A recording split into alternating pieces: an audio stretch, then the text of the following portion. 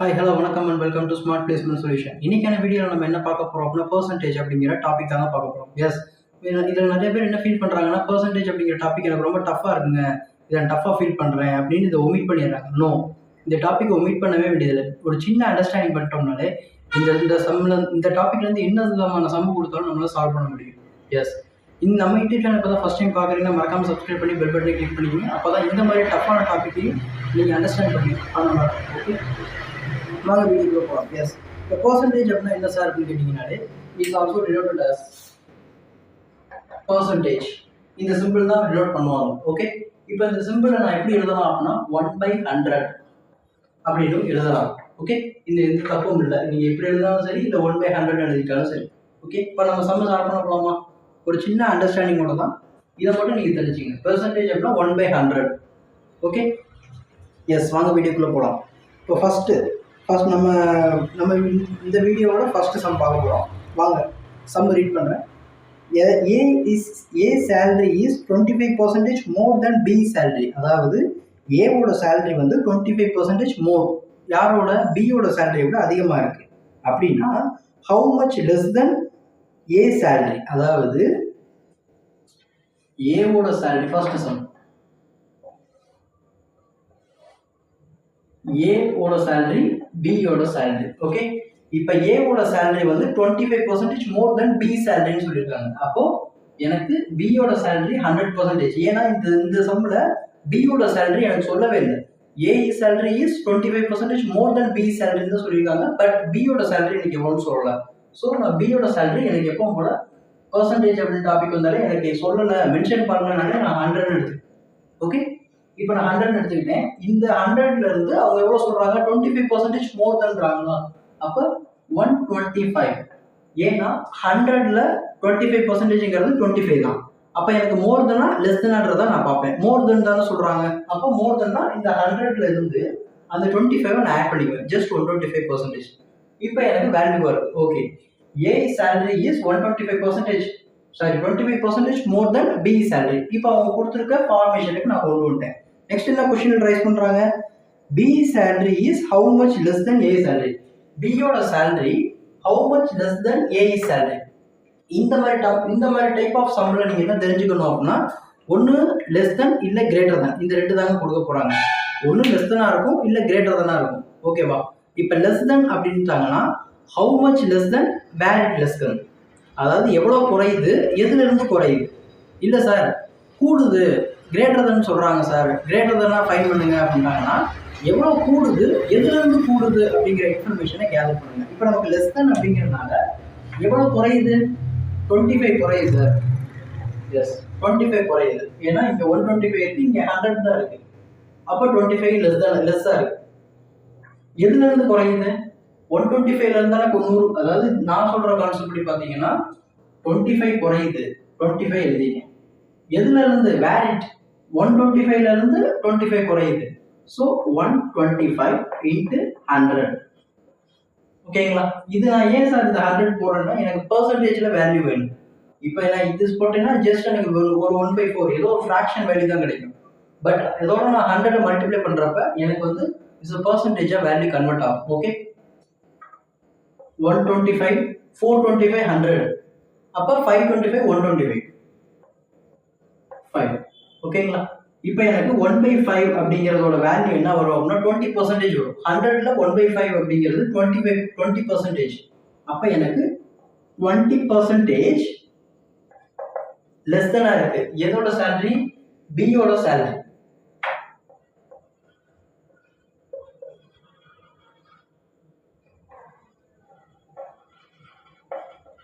ஓகேங்களா? இப்போ ஃபைன் பண்ண சொன்ன ஆன்சர் நான் ஃபைன் பண்ணிட்டேன்னா ஏவோட சேலரி பியோட சேலரி ஏவோட சேலரியை விட எவ்வளோ கம்மியாக இருக்குன்னு தான் கொஸ்டின் ரைஸ் பண்ணியிருந்தாங்க. பியோட சேலரி ஏவோட சேலரியோட 20% லெஸ் தெனா இருக்கு அப்படிங்கிறத நான் ஃபைன் பண்ணியிருக்கேன். ஓகே ஓகே, நெக்ஸ்ட் சம் போகலாம் வாங்க. நெக்ஸ்ட் சம் இது ஒரு டைப் ஆஃப், அதாவது இது வந்து ரெண்டு இதோட பெர்சன்டேஜ் வேல்யூ கொடுத்து எது லெஸ் தென் எது கிரேட்டர் தென் அப்படிங்கிறதுக்கு இந்த ஃபார்முலா படி நம்ம கண்டுபிடிச்சிடலாம். ஓகே சார், இப்போ இன்னொரு மெத்தட் இருக்கு. செகண்ட் டைம் இன்னொரு மெத்தட் இருக்கு சார். என்ன மாதிரி மெத்தட் சார் அப்படின்னா, ஒரு நம்பர் வந்து கிரேட்டர் தென் ஃபர்ஸ்ட் நம்பர், அதாவது 3 நம்பர் கொடுத்துருவாங்க, 3% வேல்யூ கொடுத்துருவாங்க. First value, second value, third value. இப்போ எனக்கு தேர்ட் வேல்யூ இருக்குல்ல, அதை வச்சு கம்பேர் பண்ணி மிச்ச 2 வேல்யூஸ்க்கு வேல்யூ கொடு, கிரேட்டர் தென் லெஸ் தென் சொல்லுவாங்க. கொஸ்டின் ரீட் பண்ணுறேன், அண்டர்ஸ்டாண்ட் பண்ணிக்கோங்க.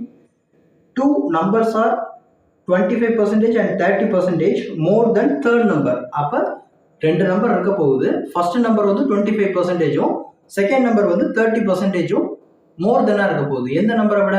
தேர்ட் பார்ட்டோட நம்பரை விட ஃபர்ஸ்ட் 2 நம்பர் வந்து கிரேட்டர் தானே இருக்க போகுதுன்ற சொல்றாங்க. Okay, what percentage is second number of the first number? Second நம்பர்ல இருந்து ஃபர்ஸ்ட் நம்பருக்கு என்ன பர்சன்டேஜ் டிஃபரெண்ட் இருக்கு அப்படிங்கிறத கேட்குறாங்க. ஓகே, இதை எப்படி சார் எழுதலாம் அப்படின்னு கேட்டீங்கன்னா, first number, second number, third number, இந்த மாதிரி ஒரு 3 நம்பர் இருக்குன்னு சொல்லியிருக்காங்க கொஸ்டின்ல. இப்போ என்ன சொல்லியிருக்காங்கன்னா, ஃபர்ஸ்ட் நம்பர் வந்து 25%. ஃபர்ஸ்ட் நம்பர் வந்து 25% அதிகமா இருக்கு, எதோட? தேர்ட் நம்பரோட. செகண்ட் நம்பர் வந்து 20%. எஸ், செகண்ட் நம்பர் வந்து 30%. 25% இங்க அதிகமா இருக்கு, 30% இங்க அதிகமா இருக்கு. எதை விட? கம்பேர் தன் தேர்ட் நம்பர். அப்ப இந்த தேர்டை நான் 100 வச்சுக்கிறேன், ஏன்னா இந்த தேர்ட் நம்பருக்குரிய பெர்சன்டேஜ் வேல்யூ நம்ம கொடுக்கல. அப்ப அதை 100 நான் எடுத்துக்கலாம். ஓகேங்களா? இதே மெத்தட் படி தான். செகண்ட் நம்பர் எவ்வளவு கிரேட்டர் தான் சொல்லியிருக்காங்க? 30. அப்போ 130%.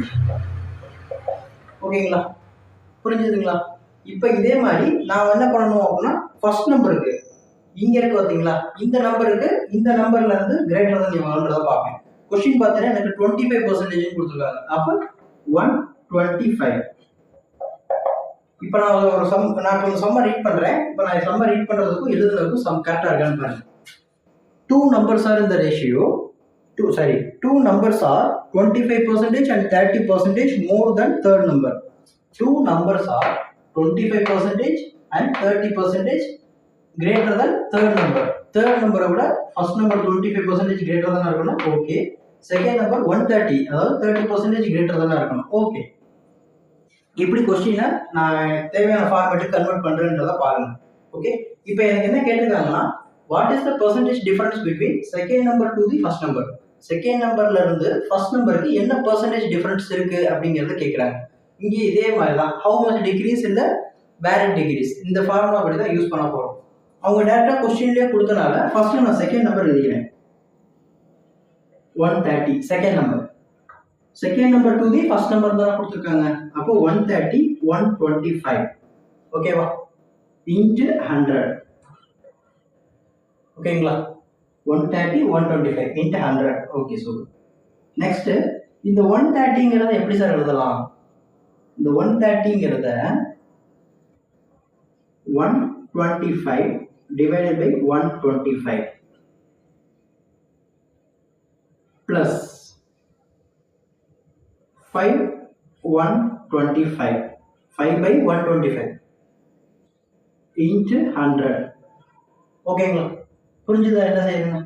அதாவது இந்த 130 அப்படிங்கிற வேல்யூவை நான் 125 எடுத்துக்குவேன், பிளஸ் 5ன்னு பிரிச்சுக்கிறேன். ஏன் சார் அப்படி பிரிக்கிறீங்கன்னு கேட்டீங்கன்னா, இங்க இருக்க மேல, அதாவது நியூமரேட்டர்ல இருக்க வேல்யூ 130 அப்படிங்கிறது டினாமினேட்டர்ல இருக்க வேல்யூ விட ஹையா இருக்கு. தட் மீன்ஸ் இதுல ஆல்ரெடி ஒரு 125 இருக்கு உள்ள.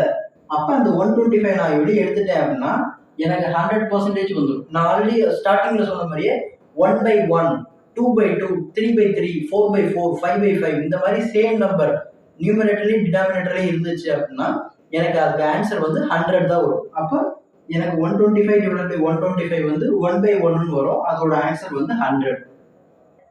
100 மீன்ஸ் 100%. நெக்ஸ்ட், இந்த பிளஸ் 5/125 இருக்குல்ல, அதை நான் ஷார்ட் பண்ணேன்னா எனக்கு என்ன ஆன்சர் வரும் அப்படின்னா 5/125ங்கிறத 5 1. ஓகேங்களா?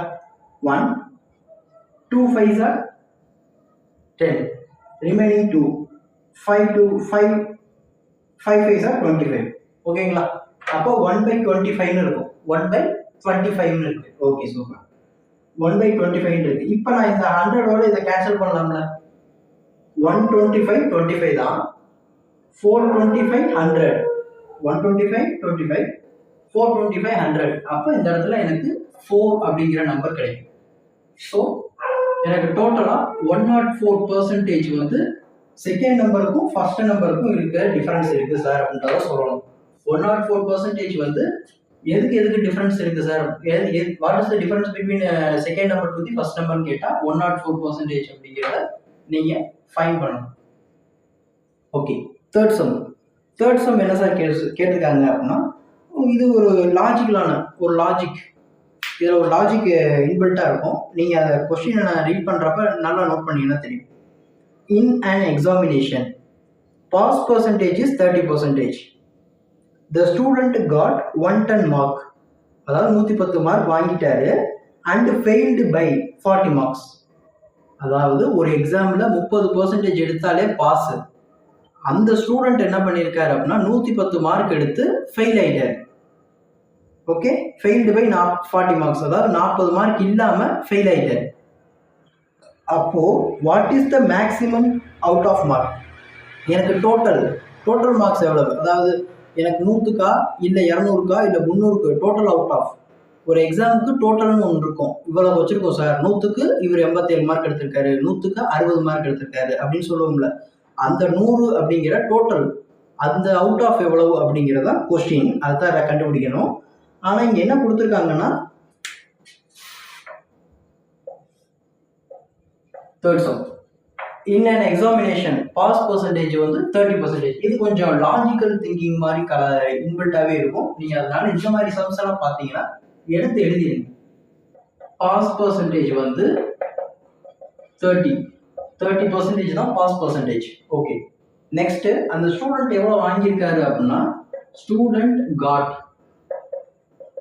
எவ்வளோ வாங்கியிருக்காரு, 110 marks, 110 marks, and he failed by